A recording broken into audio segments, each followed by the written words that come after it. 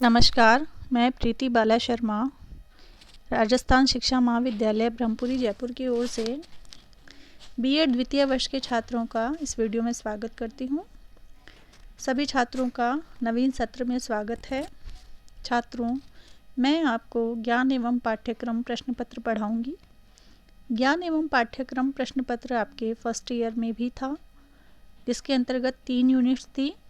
इस प्रश्न पत्र में भी आपके 3 यूनिट्स हैं।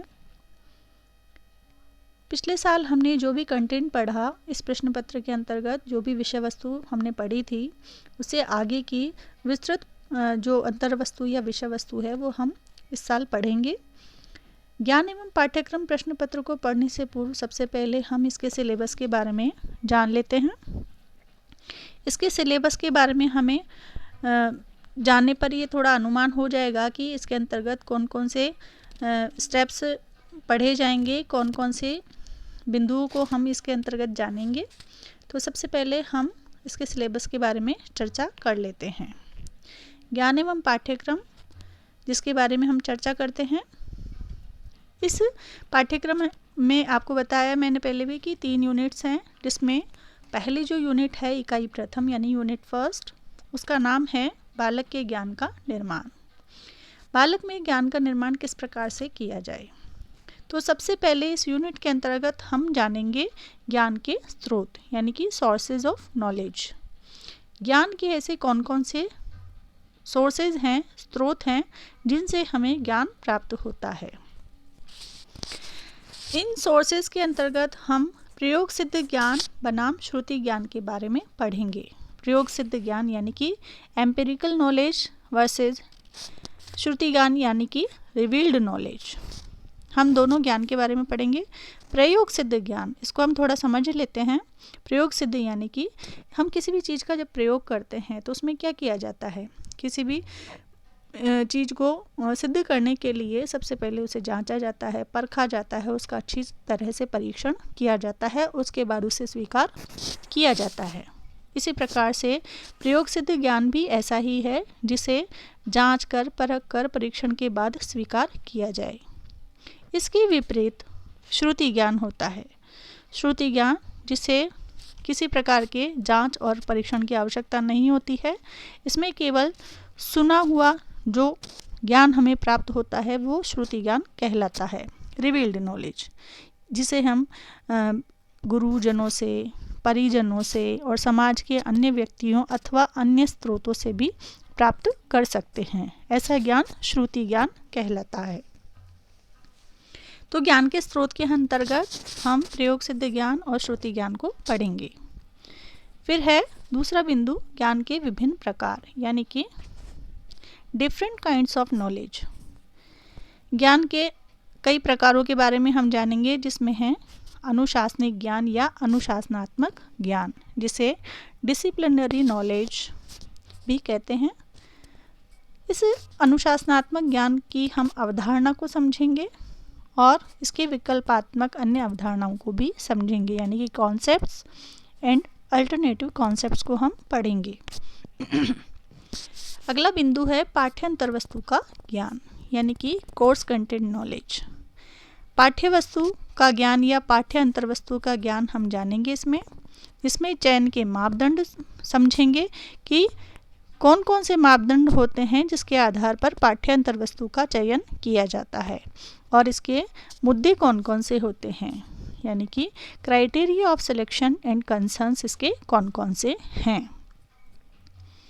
तो ये 2 बिंदु हैं जो कि हम पढ़ेंगे। अगला जो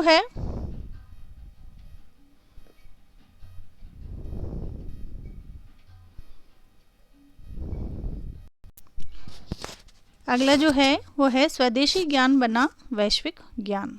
स्वदेशी ज्ञान यानी कि indigenous knowledge versus global knowledge. स्वदेशी ज्ञान हमारे अपने देश का ज्ञान, जहां हम रहते हैं वहां का ज्ञान, और इसके विपरीत वैश्विक ज्ञान यानी कि हमारे देश के अतिरिक्त पूरे विश्व का ज्ञान। दोनों प्रकार के ज्ञान के बारे में हम जानेंगे। ये जो हम पढ़ रहे हैं वो है डिफरेंट काइंड्स ऑफ नॉलेज यानी कि ज्ञान के विभिन्न प्रकार। इसके अलावा हम पढ़ेंगे वैज्ञानिक ज्ञान बनाम धार्मिक ज्ञान। वैज्ञानिक ज्ञान यानी कि साइंटिफिक नॉलेज वर्सेज धार्मिक ज्ञान यानी कि रिलीजियस नॉलेज। वैज्ञानिक ज्ञान जो विज्ञान पर आधारित हो, यानी कि जो सिर्फ कही सुनी बातें ना हो बल्कि परीक्षण किया गया हो, ऐसा ज्ञान। और धार्मिक ज्ञान यानी कि जो धार्मिक मान्यताओं के आधार पर हमें प्राप्त हुआ हो, ऐसा ज्ञान। धर्म से संबंधित ज्ञान किसी धर्म विशेष से संबंधित नहीं है। यहाँ पे हम जो जिन चीज़ों को हम मानते हैं उससे संबंधित विस्तृत रूप से हम इसको जब पढ़ेंगे तो अच्छे से समझ लेंगे। अगला जो बिंदु है वो है विश्वास, सूचना, ज्ञान एवं समझने की अवधारणा। यानी कि हम जो कॉन्सेप्ट्स पढ़ेंगे किस किस के पढ़ेंगे? विश्वास का, सूचना का, ज्ञान का और समझने का। बिलीफ, इंफॉर्मेशन, नॉलेज और अंडरस्टैंडिंग का कॉन्सेप्ट हम समझेंगे कि विश्वास क्या होता है, सूचना क्या होती है, ज्ञान क्या होता है और समझना क्या होता है। इन सब का कॉन्सेप्ट हम अलग अलग समझेंगे। सेकंड यूनिट में हम जो पढ़ेंगे वो है पाठ्यचर्या योजना एवं संचालन। अब जब हमारे प्रश्न पत्र का नाम है ज्ञान एवं पाठ्यक्रम, तो ज्ञान से संबंधित जो विषय वस्तु हम पढ़ेंगे वो मैंने आपको यूनिट फर्स्ट में बता दी, यानी प्रथम इकाई में बता दी। अब सेकंड यूनिट में यानी कि इकाई द्वितीय में हम पाठ्यक्रम या पाठ्यचर्या से संबंधित चीज़ों को पढ़ेंगे, जिसमें है पाठ्यचर्या योजना एवं संचालन। पाठ्यचर्या योजना और संचालन को हम किस प्रकार से पढ़ेंगे कि पाठ्यचर्या का आयोजन किस प्रकार से किया जाता है और इसका ट्रांजैक्शन किस प्रकार से किया जाता है। तो पाठ्यचर्या की आयोजना और संचालन के अंतर्गत हम इन बिंदुओं का अध्ययन करेंगे जो मैं आपको अब बता रही हूँ। पाठ्यचर्या का निर्माण, यानी कि एक पाठ्यचर्या का निर्माण किस प्रकार से किया जाता है, यह हम किसके अंतर्गत पढ़ेंगे? पाठ्यचर्या योजना एवं संचालन के अंतर्गत पढ़ेंगे। यानी कि construction, curriculum planning and transaction के अंतर्गत पढ़ेंगे, जिसमें हम कंस्ट्रक्शन ऑफ करिकुलम पढ़ेंगे, पाठ्यचर्या का निर्माण किस प्रकार से किया जाएगा इसको हम समझेंगे। फिर हम कुछ मॉडल्स पढ़ेंगे, कुछ प्रतिमान पढ़ेंगे जो कि फ्रैंकलिन बॉबिट, रफ टेलर, हिल्दा ताबा और फिलिप जैक्सन के द्वारा बताया हुआ है। इनके दिए हुए जो पाठ्यचर्या विकास के जो प्रतिमान हैं, जो मॉडल्स हैं, उनके अंतर्गत हम जानेंगे कि पाठ्यक्रम किस प्रकार से विकसित किया जाए। अगला बिंदु आता है पाठ्यचर्या संचालन का, कि पाठ्यचर्या का निर्माण हो जाता है और पाठ्यचर्या का निर्माण करने के बाद उसे विकसित किस प्रकार किया जाए, फिर इसका ट्रांजैक्शन कैसे किया जाए, यानी कि पाठ्यक्रम का संचालन किस प्रकार से किया जाए।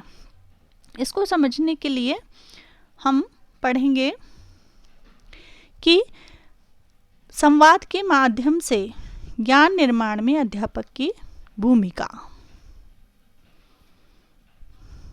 संवाद के माध्यम से ज्ञान निर्माण में अध्यापक की भूमिका किस प्रकार से होती है, अर्थात curriculum transaction, role of a teacher in knowledge construction through dialogue, challenge and feedback as a critical pedagogy. इसको हम इस प्रकार से समझेंगे कि पाठ्यक्रम का जब ट्रांजैक्शन किया जाता है तो एक टीचर है वो बालक में ज्ञान के निर्माण के अंतर्गत बातचीत के माध्यम से, यानी कि संवाद के माध्यम से किस प्रकार से अपना रोल अदा करता है, और ये रोल निभाने के बाद उसे कौन कौन सी चुनौतियाँ सामने आती हैं और फीडबैक के रूप में उसे क्या प्राप्त होता है। इस सब को हम एक विशद शिक्षा शास्त्र के रूप में, आलोचनात्मक शिक्षा शास्त्र के रूप में इसका अध्ययन करेंगे। तो जो पाठ्यचर्या संचालन है उसके अंतर्गत टीचर की जो भूमिका होती है उसको हम समझेंगे। इसके बाद हमारी यूनिट थर्ड आती है, तीसरी यूनिट, जिसका नाम है स्कूल। स्कूल एक ऐसा स्थान जहाँ पर पाठ्यचर्या वृद्धि की जाती है, एक ऐसा स्थल जहाँ पर पाठ्यचर्या का विकास किया जाता है। School the site of curriculum engagement. इसमें पहला बिंदु है पाठ्यचर्या को प्रभावी ढंग से संचालन करने के संदर्भ में विद्यालय दर्शन, प्रशासन एवं संगठन की भूमिका। यानी कि अर्थात पाठ्यचर्या को इफेक्टिवली ट्रांजैक्ट करने के पक्ष में, उसके संदर्भ में जो स्कूल फिलॉसफी है, एडमिनिस्ट्रेशन है और ऑर्गेनाइजेशन है, इन सब के क्या क्या रोल होते हैं, इनकी क्या क्या भूमिकाएं होती हैं। Role of school philosophy, administration and organisation in creating a context for transacting the curriculum effectively, इन सबको हम पढ़ेंगे। दूसरा जो बिंदु आता है वो है शिक्षण एवं अधिगम में आधारभूत प्रोत्साहन की भूमिका, यानी कि टीचिंग और लर्निंग में इंफ्रास्ट्रक्चरल सपोर्ट जो होता है, जो ढांचागत सुविधाएं होती है, जो संरचनात्मक जो सुविधाएं होती हैं, उनका क्या रोल होता है। यहाँ पर आधारभूत प्रोत्साहन से आप कंफ्यूज होने की ज़रूरत नहीं है, ये इसका बिल्कुल हिंदी वर्जन है, इंफ्रास्ट्रक्चरल सपोर्ट का हिंदी वर्जन है।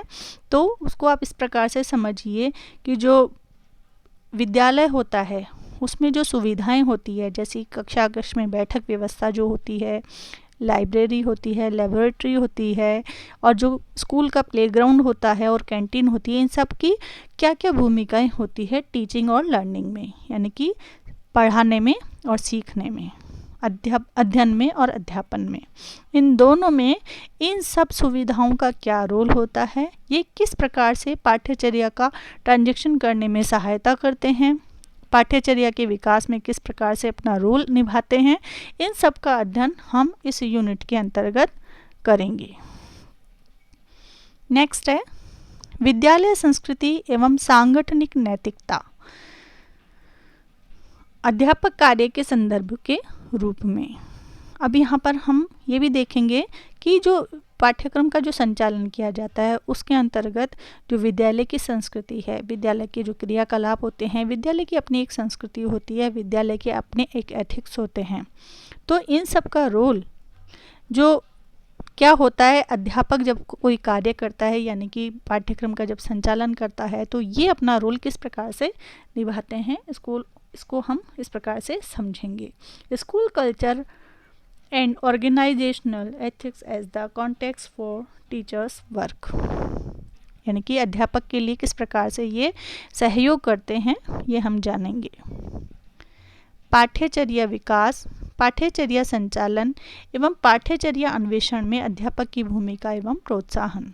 अब यहाँ पे टीचर का फिर से रोल आ गया कि एक जो टीचर होता है उसका क्या रोल है, किसमें, पाठ्यचर्या के विकास में, पाठ्यचर्या के संचालन में और पाठ्यचर्या के अन्वेषण में।